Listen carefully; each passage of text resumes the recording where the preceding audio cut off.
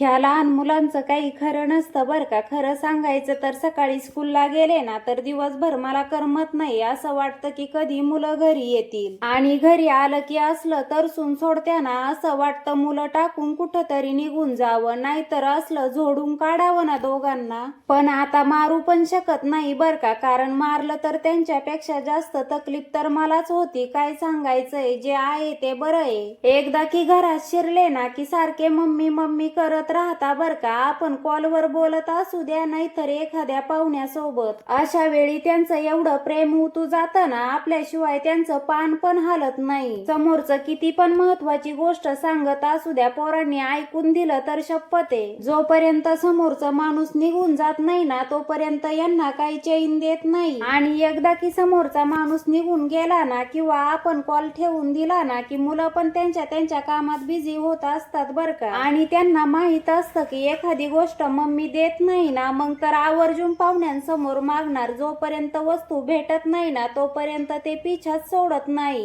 कारण त्यांना माहित असतं की मम्मी माणसांमध्ये आम्हाला मारू शकत नाही. आता एखाद्या वेळेस जीव एवढा तरसून जातो ना, आणि या उलट फौजी साहेब सुट्टीला आले ना की सगळं उलट असतं बर का. एका शब्दात सगळं काम ऐकणार आणि सगळ्या वस्तू जिथल्या तिथं ठेवणार. असले भारी राहतात ना, माझा एकही शब्द खाली पडू देत नाही. आणि अशा वेळी फौजी साहेबांना वाटतं की मुलं सांभाळायचं किती सोपं असतं म्हणून, आणि मी उगाच चिडचिड करते. आता त्यांना कोण सांगल की तुमच्या नुसतं घरामध्ये असण्याने मुलांना धाक असतो ते. फौजी साहेब सुट्टीला नसल्यावर इकडं माझा ओरडून ओरडून घसा बसून जातो, पण पोरं काय आपल्याला दाद देत नाही. आणि चुकून जर आपण त्यांना हाणलं ना तर त्यांच्यापेक्षा जास्त तकलीफ आपल्याला होती. काय करणार, एक आईचं मन आहे आणि आईचं मन असंच असतं बर का. काय जी तकलीफ व्हायची असेल ना ती आपल्याला व्हावी, पण आपले लेकरं कायम सुखात राहावी.